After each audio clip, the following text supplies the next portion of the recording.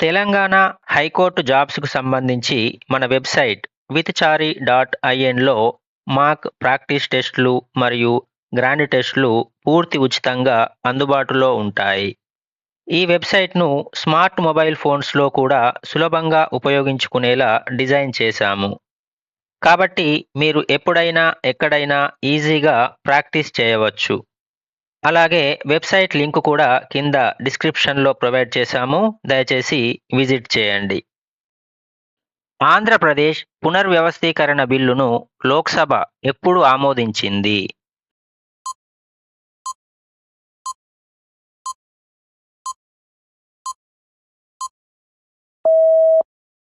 18 ఫిబ్రవరి 2014 తెలంగాణ రాష్ట్ర ఏర్పాటుకు సంబంధించి ఆంధ్రప్రదేశ్ పునర్వ్యవస్థీకరణ బిల్లును లోక్సభ 2014 ఫిబ్రవరి 18న ఆమోదించింది.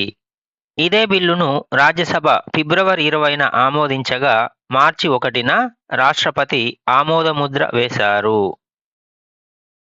కారాకోరం, లడఖ్, పీర్ పంజాల్ మరియు జస్కర్ వంటి శ్రేణుల క్రమాన్ని క్రింది వాటిలో ఏది కలిగి ఉంది?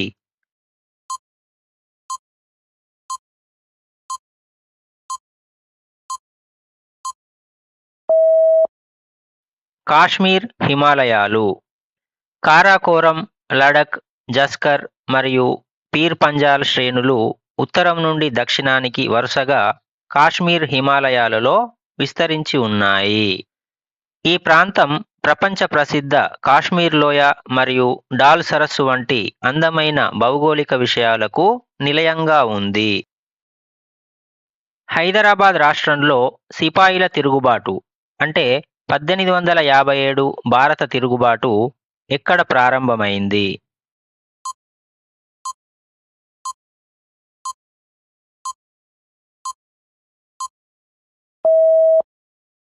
ఔరంగాబాద్.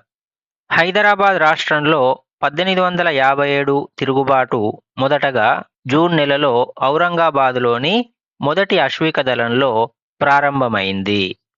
ఆ తర్వాతే జూలై 17న తుర్రే బాజ్ ఖాన్ మరియు మౌల్వీ అల్లావుద్దీన్ నాయకత్వంలో హైదరాబాద్ రెసిడెన్సీపై దాడి జరిగింది. అలెగ్జాండర్ భారతదేశం పైన దండెత్తిన సంవత్సరం ఏది?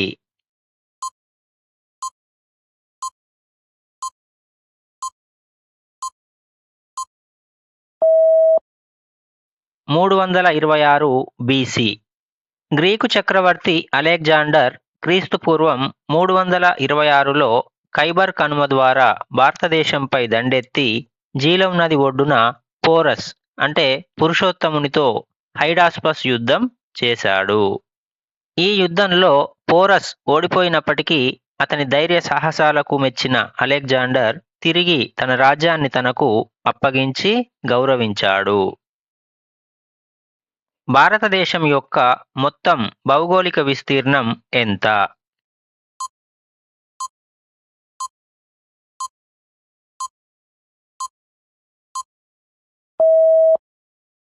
(3.28 మిలియన్ చదరపు కిలోమీటర్లు). భారతదేశం మొత్తం 3.28 మిలియన్ చదరపు కిలోమీటర్ల వైశాల్యంతో ప్రపంచంలోనే 7వ అతిపెద్ద దేశంగా ఉంది. ఇది భూగోళం యొక్క మొత్తం భౌగోళిక విస్తీర్ణంలో సుమారు 2.4% వాటాను కలిగి ఉంది. జాయిన్ ఇండియన్ యూనియన్ ఉద్యమంలో కీలక పాత్ర పోషించింది ఎవరు?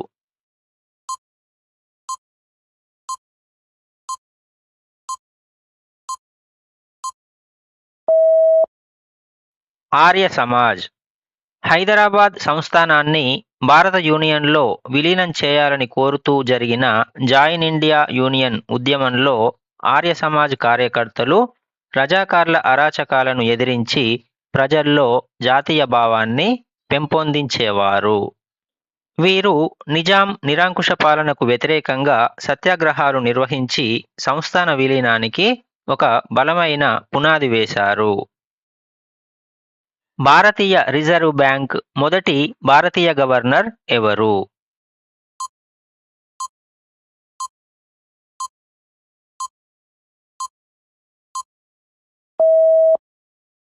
సిడి దేశ్ముఖ్. భారతీయ రిజర్వ్ బ్యాంక్ అంటే ఆర్బీఐ మొదటి గవర్నర్గా ఓస్బోర్న్ స్మిత్ పనిచేయగా సిడి దేశ్ముఖ్ మూడవ గవర్నర్గా 1943లో నియమితులైన తొలి భారతీయ గవర్నర్. ఈయన పదవీకాలంలోనే 1949లో ఆర్బీఐ జాతీయం చేయబడింది. స్థపతి అంటే ఎవరు?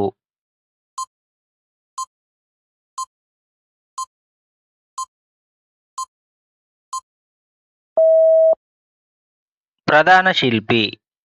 ప్రాచీన భారతీయ వాస్తు శిల్పశాస్త్రం ప్రకారం స్థపతి అంటే భవన నిర్మాణ రూపకల్పన నుండి పూర్తి అయ్యే వరకు అన్ని పనులను పర్యవేక్షించే ప్రధాన శిల్పి లేదా మాస్టర్ బిల్డర్.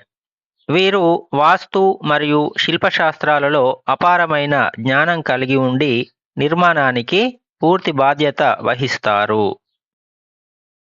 1969 తెలంగాణ ఉద్యమ సమయంలో ఆంధ్రప్రదేశ్ ముఖ్యమంత్రి ఎవరు?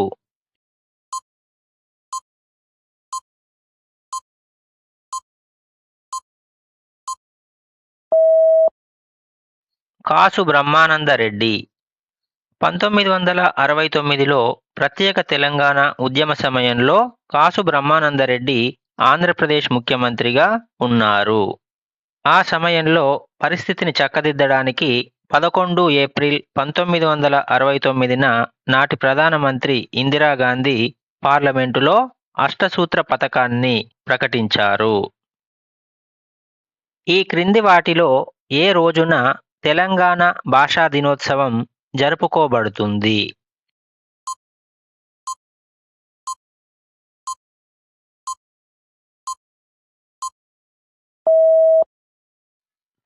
సెప్టెంబర్.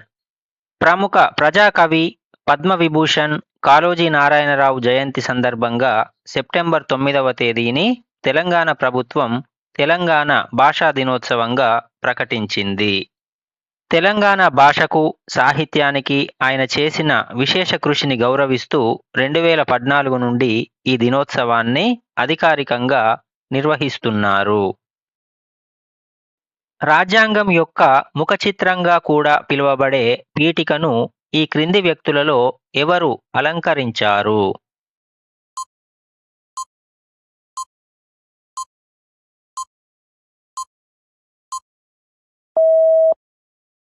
బీహార్ రామ్ మనోహర్ సిన్హా. భారత రాజ్యాంగ పీఠిక అంటే ప్రియాంబుల్ పేజీని తన అద్భుతమైన చిత్రకళతో అలంకరించింది శాంతినికేతన్కు చెందిన ప్రముఖ కళాకారుడు బీహార్ రామ్ మనోహర్ సిన్హా. అయితే రాజ్యాంగం మొత్తాన్ని తన చేతిరాతతో రాసింది మాత్రం ప్రేమ్ బిహారీ నరేన్ రైజాదా. న్యాయ పరిపాలన అనే పదం ఎక్కడ ప్రస్తావించబడింది?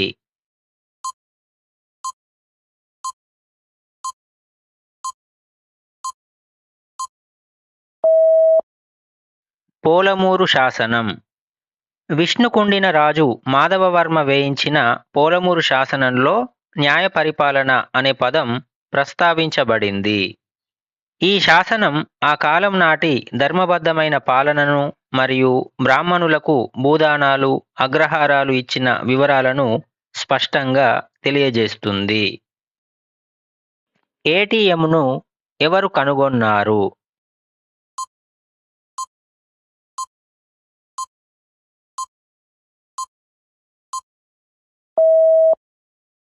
John Shepherd Barron. ప్రపంచంలోనే మొట్టమొదటి ఏటీఎంను జాన్ షెపర్డ్ బారోన్ కనుగొన్నారు. దీనిని 1967 జూన్ 27న లండన్లోని బార్క్లేస్ బ్యాంక్ బ్రాంచ్లో మొదటిసారిగా ఏర్పాటు చేశారు. భారతదేశంలో మొదటి ఏటీఎంను 1987లో ముంబైలో హెచ్ఎస్బిసి బ్యాంకు ఏర్పాటు చేసింది. కాకతీయుల కాలంలో పేరిణి ఒక ప్రసిద్ధ నృత్య రూపం. పేరిణి నృత్యాన్ని ఎవరు ప్రదర్శిస్తారు?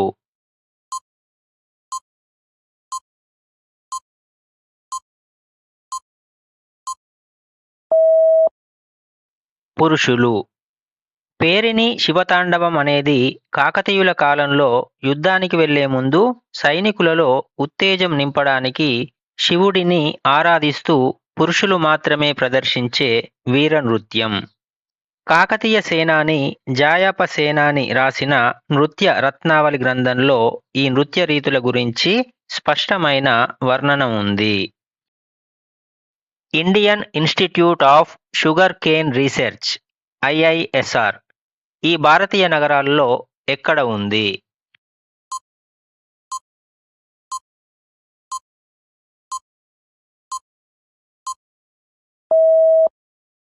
Lucknow. Indian institute of sugar cane research ఐఐఎస్ఆర్ అనేది ఉత్తరప్రదేశ్ రాజధాని లక్నోలో ఉంది. చెరకు సాగులో అధునాతన సాంకేతికతను అభివృద్ధి చేయడం మరియు ఉత్పత్తిని పెంచడం కోసం దీనిని 1952లో స్థాపించారు. నాగేటి సాలల్ల నా తెలంగాణ అనే పాటను ఎవరు రాశారు?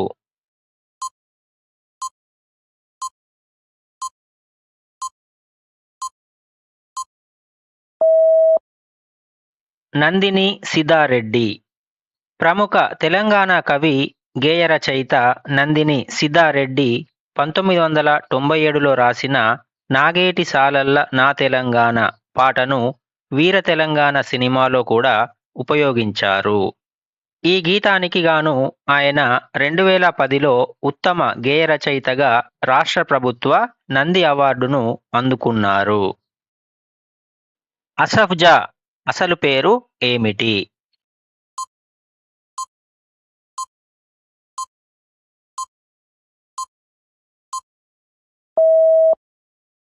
మీర్ కమర్ ఉద్దీన్ ఖాన్.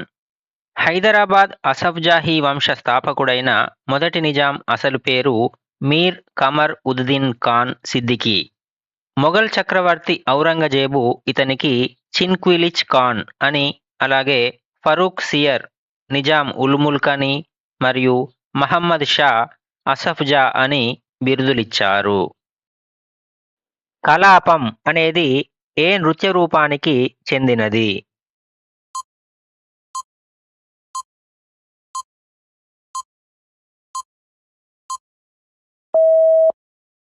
కూచిపూడి.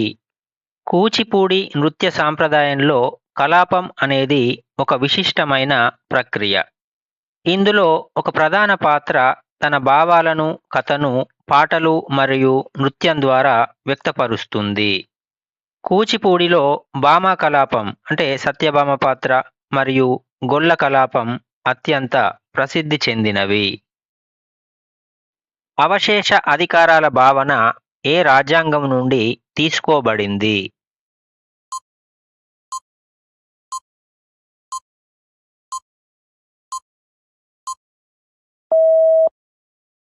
కెనడా. భారత రాజ్యాంగంలోని అవశేష అధికారాల భావనను కెనడా రాజ్యాంగం నుండి తీసుకున్నారు. ఆర్టికల్ 248 ప్రకారం కేంద్ర, రాష్ట్ర మరియు ఉమ్మడి జాబితాలలో లేని అంశాలపై చట్టాలు చేసే అధికారం కేవలం కేంద్ర ప్రభుత్వానికి మాత్రమే ఉంటుంది. బారెన్ ద్వీపం ఏ దీవులలో ఉంది?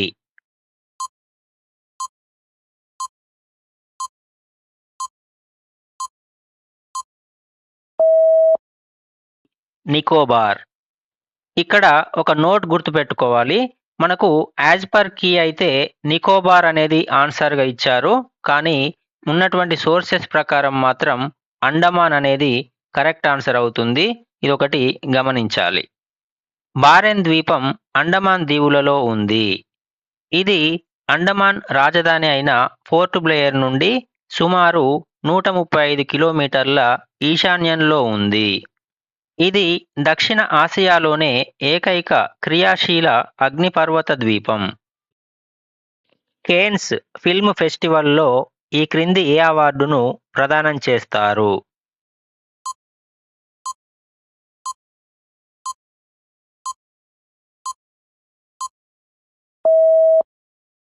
The Palme డిఓర్.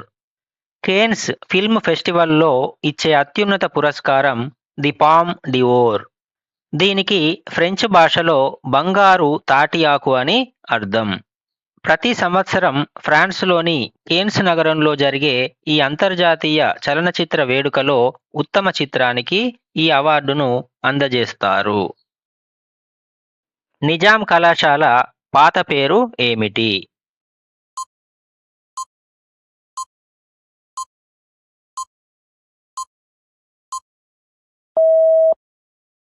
హైదరాబాద్ కళాశాల.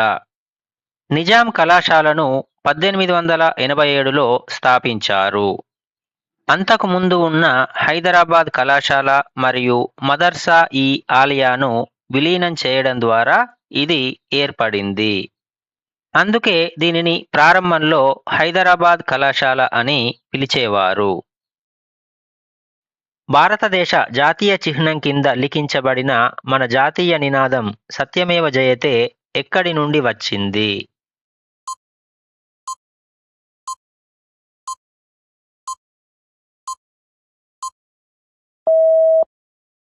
ముండకోపనిషత్తు. భారత జాతీయ నినాదం సత్యమేవ జయతే అంటే సత్యమే జయిస్తుంది అని అర్థం. దీనిని ముండకోపనిషత్తు నుండి తీసుకున్నారు. మన జాతీయ చిహ్నమైన సారనాథ్ అశోక సింహతలాటం అంటే లయన్ క్యాపిటల్ కింద ఈ నినాదం దేవనాగరి లిపిలో చెక్కబడి ఉంటుంది. దక్షిణ భారతదేశంలో 12వ శతాబ్దంలో వీరశైవ ఉద్యమ స్థాపకుడు ఎవరు?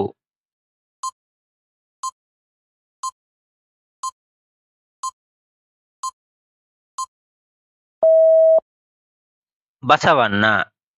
12వ శతాబ్దంలో కర్ణాటకలో వీరశైవ ఉద్యమాన్ని అంటే లింగాయత్ ఉద్యమాన్ని బసవన్న అంటే బసవేశ్వరుడు ప్రారంభించారు.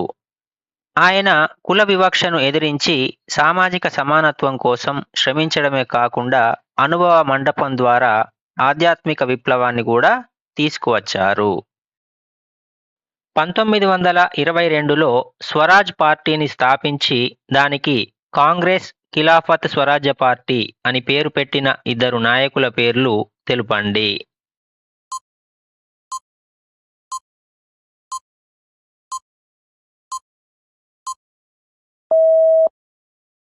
మోతీలాల్ నెహ్రూ మరియు చిత్తరంజన్ దాస్. మోతీలాల్ నెహ్రూ మరియు చిత్తరంజన్ దాస్ కలిసి 1923 జనవరి 1న స్వరాజ్ పార్టీని స్థాపించారు. అయితే నిర్ణయం మాత్రం అంటే దాన్ని స్థాపించాలనే నిర్ణయం మాత్రం డిసెంబర్ 1922లోనే తీసుకున్నారు.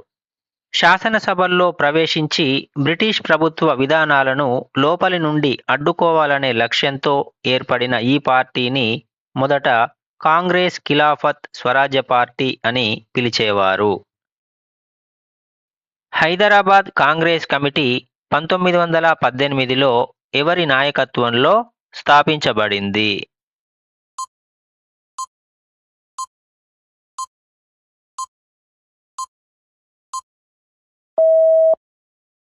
వామన్ నాయక్.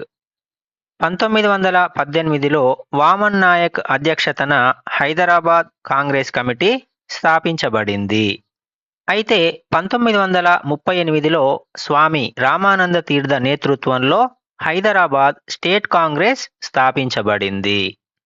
ఈ రెండు కూడా హైదరాబాద్ సంస్థానంలో జాతీయ చైతన్యాన్ని పెంపొందించడంలో కీలక పాత్ర పోషించాయి. అసఫ్ జాహీల మొదటి రాజధాని నగరం ఏది?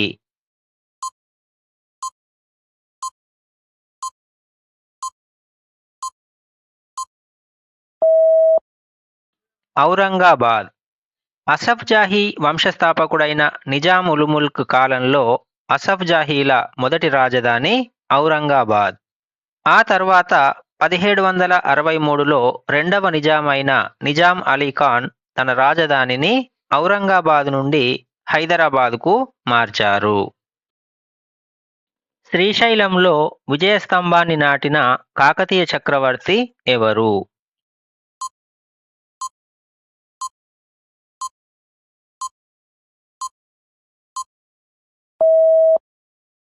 రెండవ ప్రోలరాజు. కాకతీయ రాజు రెండవ ప్రోలరాజు తన దిగ్విజయ యాత్రలో భాగంగా శ్రీశైల ప్రాంతాన్ని జయించి అక్కడ విజయ స్తంభాన్ని నాటారు.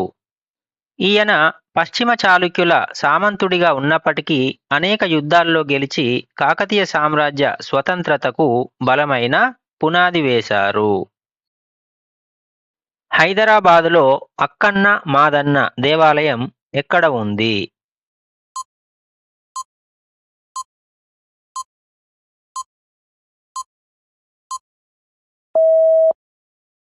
షా అలీ బండా.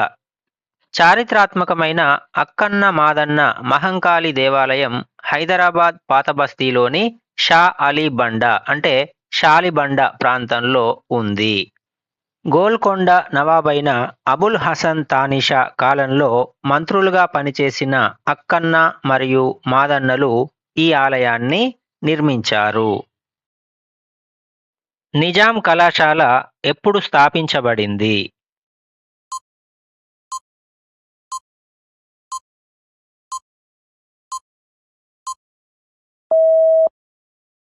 1887. నిజాం కళాశాల 1887లో స్థాపించబడింది. అంతకు ముందు ఉన్న హైదరాబాద్ కళాశాల మరియు మదర్సా ఈ ఆలియాను విలీనం చేయడం ద్వారా ఇది ఏర్పడింది. ఇది దక్షిణ భారతదేశంలోని పురాతన మరియు అత్యంత ప్రతిష్టాత్మకమైన విద్యా సంస్థల్లో ఒకటి.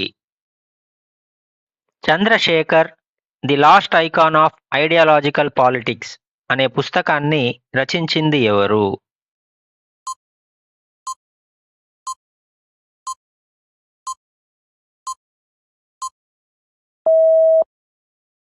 హరివంశ్ మరియు రవిదత్ బాజ్పేయి.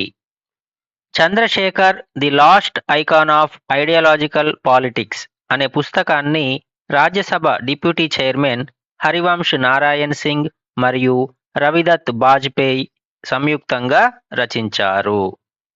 మాజీ ప్రధాని చంద్రశేఖర్ జీవిత విశేషాలను మరియు రాజకీయాలను తెలిపే ఈ పుస్తకాన్ని 2019లో ప్రధాని నరేంద్ర మోదీ ఆవిష్కరించారు. కింది వారిలో జల్ జంగిల్ జమీన్ అనే నినాదాన్ని ఇచ్చింది ఎవరు?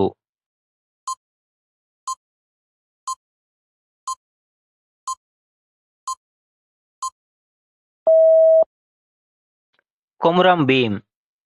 తెలంగాణ ఆదివాసీ పోరాట యోధుడు కొమురం భీం జల్ జంగిల్ జమీన్ అనే నినాదాన్ని ఇచ్చారు. ఇందులో జల్ అంటే నీరు, జంగిల్ అంటే అడవి, జమీన్ అంటే భూమి. అడవిపై ఆదివాసీలకే పూర్తి హక్కులుండాలని కోరుతూ ఆయన జోడేఘాట్ ప్రాంతం నుండి నిజాం సైన్యంతో వీరోచితంగా పోరాడారు. భారతదేశం స్వాతంత్ర్యం పొందినప్పుడు ఇంగ్లాండ్ ప్రధానమంత్రి ఎవరు?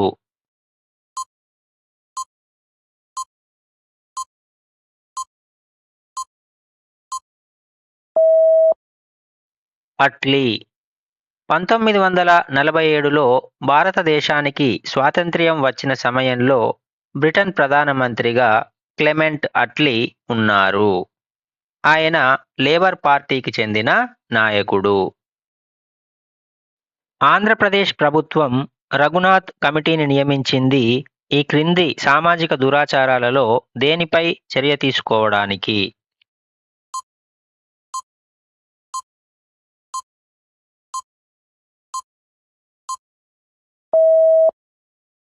జోగిని. ఉమ్మడి ఆంధ్రప్రదేశ్ రాష్ట్రంలో జోగిని మరియు దేవదాసి వ్యవస్థల నిర్మూలన మరియు బాధితుల పునరావాసంపై అధ్యయనం చేయడానికి ప్రభుత్వం జస్టిస్ రఘునాథరావు కమిటీని నియమించింది. ఈ సామాజిక దురాచారాన్ని రూపుమాపడానికి ఈ కమిటీ ప్రభుత్వానికి కీలకమైన సిఫార్సులు చేసింది. ప్రపంచంలో అత్యంత ధనిక దేవాలయం మరియు ధనిక మత ప్రదేశం ఏది?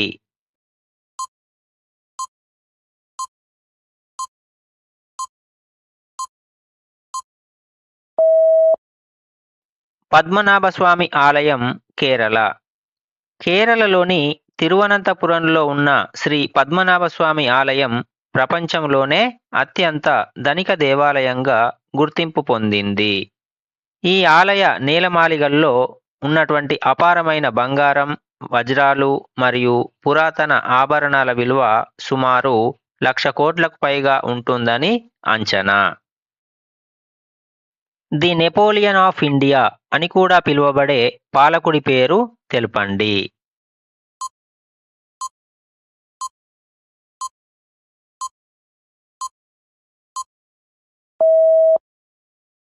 సముద్రగుప్తుడు.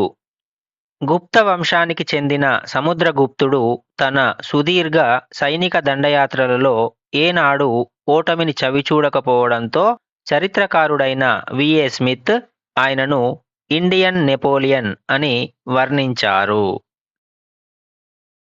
భారతదేశంలో ఉర్దూ మాధ్యమంలో బోధించడానికి స్థాపించబడిన మొదటి విశ్వవిద్యాలయం ఏది?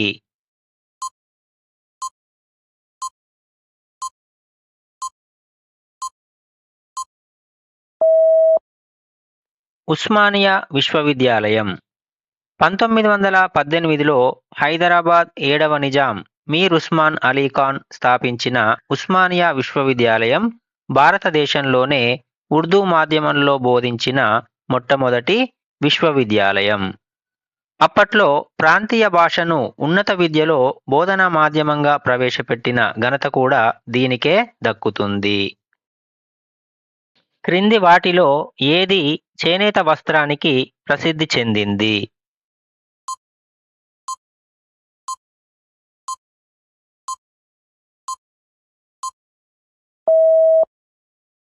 పైవన్నీయు సరైనవే.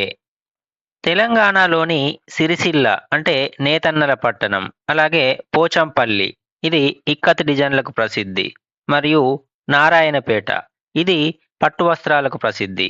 ఈ 3 ప్రాంతాలు కూడా అత్యున్నతమైన చేనేత కళా నైపుణ్యానికి మరియు వస్త్ర ఉత్పత్తికి ప్రపంచవ్యాప్తంగా గుర్తింపు పొందాయి. భారతదేశంలో ఎత్తైన ప్రదేశం కాశ్మీర్ ప్రాంతంలోని గిల్గిట్ బాల్టిస్తాన్ అనే ప్రదేశంలో ఉంది. ఈ స్థలాన్ని ఏ ఇతర పేరుతో పిలుస్తారు?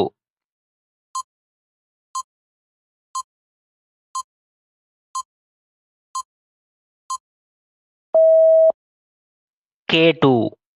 భారతదేశంలో అత్యంత ఎత్తైన శిఖరమైన K2ను గాడ్విన్ ఆస్టెన్ అని కూడా పిలుస్తారు. దీని ఎత్తు సుమారు 8,611 మీటర్లు. ఇది కాశ్మీర్లోని గిల్గిట్ బాల్టిస్తాన్ అంటే ప్రస్తుతం POK పరిధిలోని కారాకోరం పర్వత శ్రేణులలో ఉంది. ప్రపంచంలో ఎవరెస్ట్ తర్వాత ఇది 2వ అత్యంత ఎత్తైన శిఖరం. సత్రియా అనేది భారతదేశపు ప్రసిద్ధ డాష్ నృత్య రూపకం.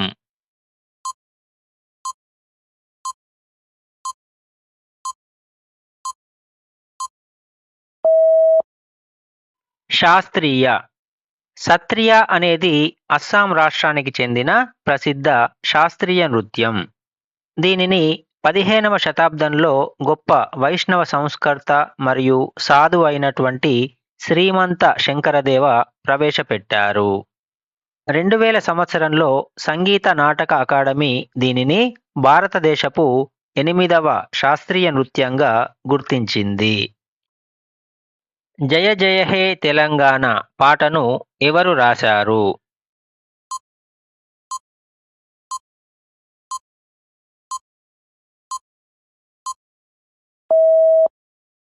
అందెశ్రీ. తెలంగాణ అధికారిక రాష్ట్రగీతం అయినటువంటి జయ జయ హే తెలంగాణను ప్రముఖ కవి మరియు గాయకుడు అందెశ్రీ రచించారు.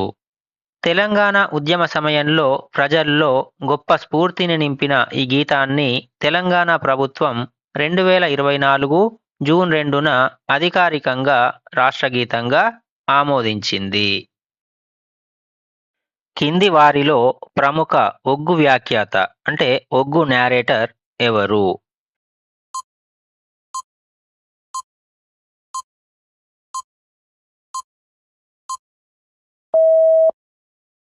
మిద్దె రాములు. మిద్దె రాములు గారు తెలంగాణకు చెందిన ప్రముఖ ఒగ్గు కథా కళాకారుడు. ఈయన తన అద్భుతమైన ప్రదర్శనలతో తెలంగాణ జానపద కళారూపమైన ఒగ్గు కథకు ప్రపంచవ్యాప్త గుర్తింపు తెచ్చారు. ఆయన తెలంగాణలోని రాజన్న సిరిసిల్ల జిల్లాకు చెందినవారు. ఏ వేదం ప్రధానంగా సంగీతం గురించి చెబుతుంది?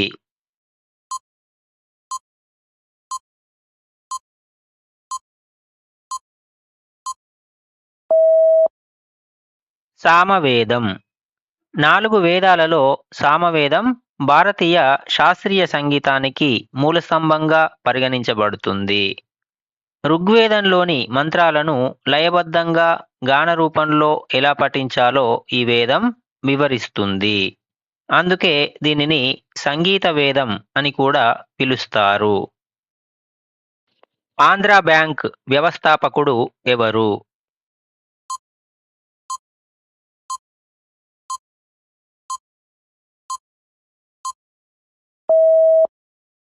భోగరాజు పట్టాభి సీతారామయ్య. ప్రముఖ స్వాతంత్ర్య సమరయోధుడు మరియు గాంధేయవాది అయిన డాక్టర్ భోగరాజు పట్టాభి సీతారామయ్య 1923లో మచిలీపట్నంలో ఆంధ్రా బ్యాంకును స్థాపించారు. స్వదేశీ ఉద్యమ స్ఫూర్తితో తెలుగువారికి సొంత బ్యాంక్ ఉండాలనే లక్ష్యంతో ఆయన ఈ బ్యాంకును ఏర్పాటు చేశారు. రాజ్యాంగ భావనను మొదటిసారిగా ఎవరు ప్రతిపాదించారు?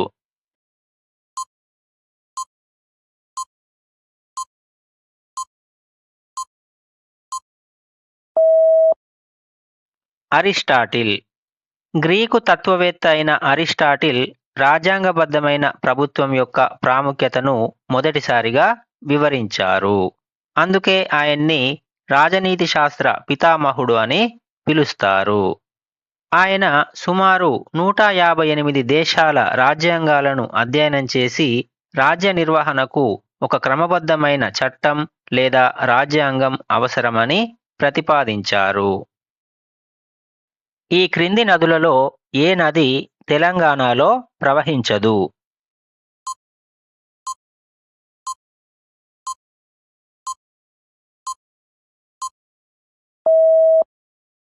కావేరి. తెలంగాణలో గోదావరి, కృష్ణ మరియు మూసీ నదులు ప్రధానంగా ప్రవహిస్తాయి. కానీ కావేరీ నది కర్ణాటకలో పుట్టి తమిళనాడు మీదుగా ప్రవహించి బంగాళాఖాతంలో కలుస్తుంది. కాబట్టి దీనికి తెలంగాణతో ఎటువంటి భౌగోళిక సంబంధం లేదు. క్రింది వాటిలో దేనిని బ్రెడ్ బాస్కెట్ ఆఫ్ ఇండియా అని పిలుస్తారు?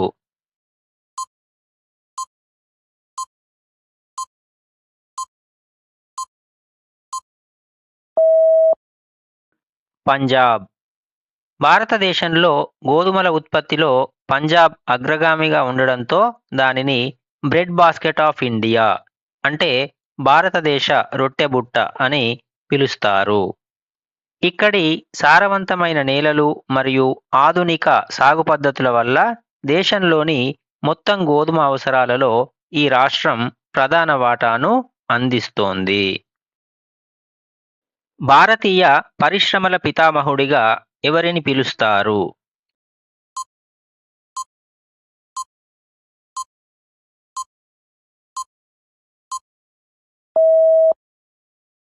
జంషెడ్జీ టాటా. భారతీయ పారిశ్రామిక రంగానికి పునాదులు వేసిన జంషెడ్జీ నుసర్వాంజీ టాటాను భారతీయ పరిశ్రమల పితామహుడు అని పిలుస్తారు.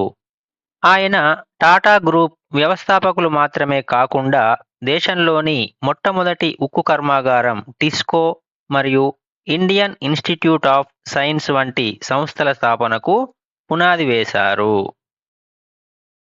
క్రింది భారతదేశ రాష్ట్రాలలో నేపాల్తో సరిహద్దును పంచుకునేది ఏది?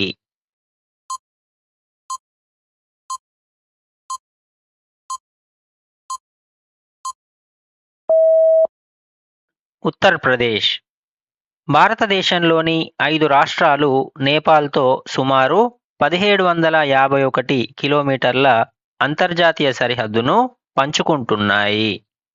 అవి ఉత్తరప్రదేశ్, ఉత్తరాఖండ్, బీహార్, సిక్కిం మరియు పశ్చిమ బెంగాల్. ఎవరి పాలనను శూద్రుల స్వర్ణయుగం అని పిలుస్తారు?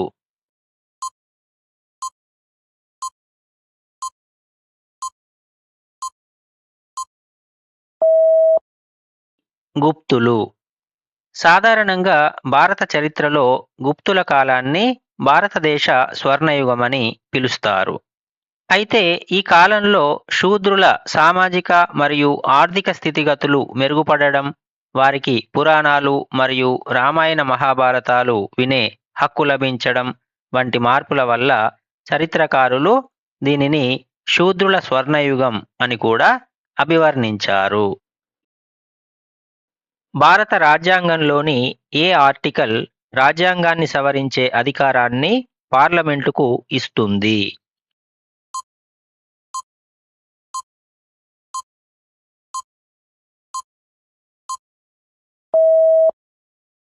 ఆర్టికల్ 368. భారత రాజ్యాంగంలోని 20వ భాగంలో ఉన్న ఆర్టికల్ 368 రాజ్యాంగాన్ని సవరించే అధికారాన్ని పార్లమెంటుకు కల్పిస్తుంది. దీని ప్రకారం పార్లమెంటు రాజ్యాంగంలోని ఏ నిబంధననైనా చేర్చడం, మార్చడం లేదా రద్దు చేయడం ద్వారా సవరించవచ్చు. క్విట్ ఇండియా ఉద్యమం సందర్భంగా ఈ క్రింది ఏ ప్రదేశాలలో సమాంతర ప్రభుత్వాన్ని ప్రకటించారు?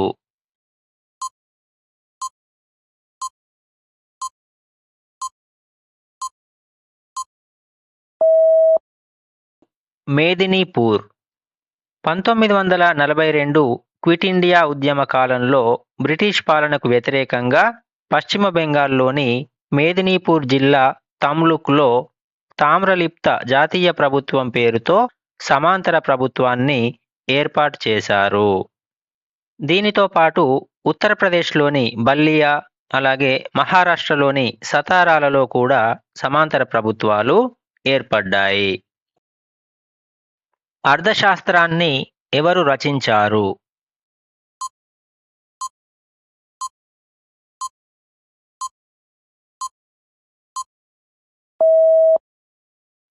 కౌటిల్యుడు.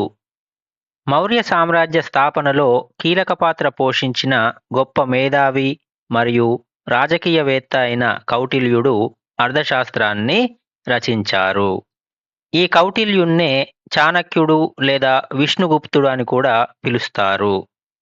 ఈ అర్థశాస్త్ర గ్రంథం రాజ్యపాలన, ఆర్థిక విధానం మరియు సైనిక వ్యూహాల గురించి సమగ్రంగా వివరిస్తుంది. Central water and power research station CWPRS ఎక్కడ ఉంది?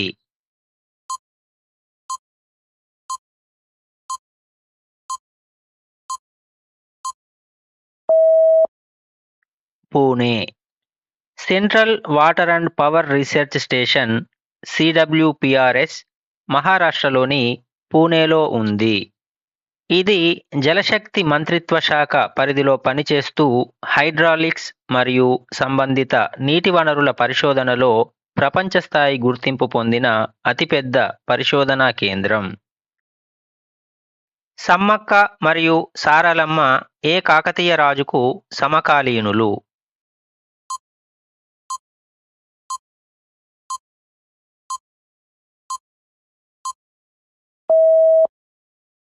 రెండవ Prataparudrudu.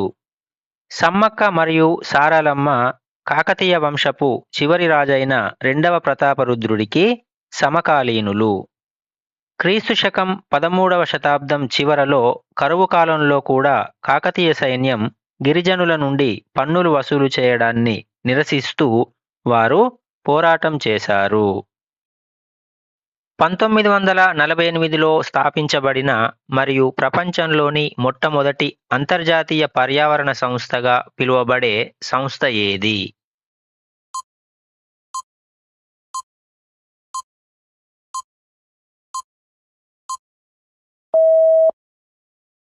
International union for the conservation of nature IUCN. ప్రపంచంలోనే మొట్టమొదటి అంతర్జాతీయ పర్యావరణ సంస్థ అయిన IUCN 1948లో ఫ్రాన్సులో స్థాపించబడింది. ఇది ప్రకృతి పరిరక్షణకు కృషి చేస్తూ అంతరించిపోతున్న జాతుల జాబితాను రెడ్ డేటా బుక్ పేరుతో విడుదల చేస్తుంది. పత్తిని ఏ రూపంలో అంటే ఏ యూనిట్లలో కొలుస్తారు?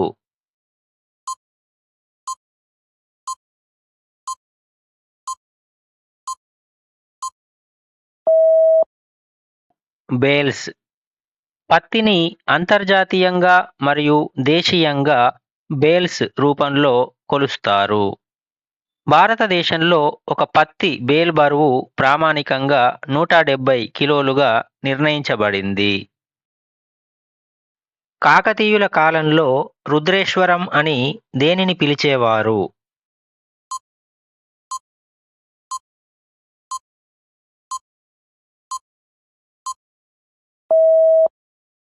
హనుమకొండ. కాకతీయ రాజు రుద్రదేవుడు అంటే మొదటి ప్రతాపరుద్రుడు క్రీస్తు శకం 1163లో హనుమకొండలో నిర్మించిన ప్రసిద్ధ 1000 స్తంభాల గుడిని ఆయన పేరు మీదుగా రుద్రేశ్వరాలయం అని పిలిచేవారు. దీనివల్ల ఆ కాలంలో హనుమకొండ ప్రాంతానికి రుద్రేశ్వరం అనే పేరు వచ్చింది. బెంగాల్ విభజన ఎప్పుడు జరిగింది?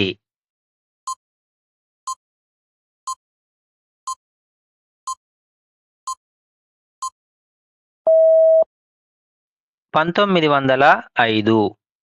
బెంగాల్ విభజన 1905 అక్టోబర్ 16న అప్పటి వైస్రాయ్ లార్డ్ కర్జన్ ఆధ్వర్యంలో జరిగింది. పరిపాలనా సౌలభ్యం పేరుతో బ్రిటిష్ ప్రభుత్వం ఈ విభజనను చేపట్టిన హిందూ ముస్లింల మధ్య ఐక్యతను దెబ్బతీయడం దీని ముఖ్య ఉద్దేశ్యం.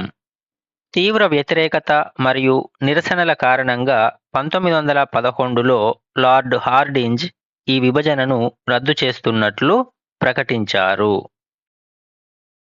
ఆధునిక భారతీయ కళాపితామహుడు అని కూడా పిలువబడే 18వ శతాబ్దపు భారతీయ చిత్రకారుడి పేరును తెలుపండి.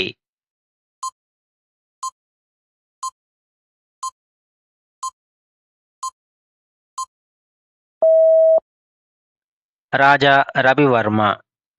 ప్రముఖ చిత్రకారుడు రాజా రవివర్మను ఆధునిక భారతీయ కళా పితామహుడు అని పిలుస్తారు. ఆయన పాశ్చాత్య ఆయిల్ పెయింటింగ్ పద్ధతులను ఉపయోగించి భారతీయ పురాణ గాథలను, దేవతామూర్తులను అత్యంత సహజంగా చిత్రించి ఆ కళను సామాన్య ప్రజలకు కూడా చేరువ చేశారు.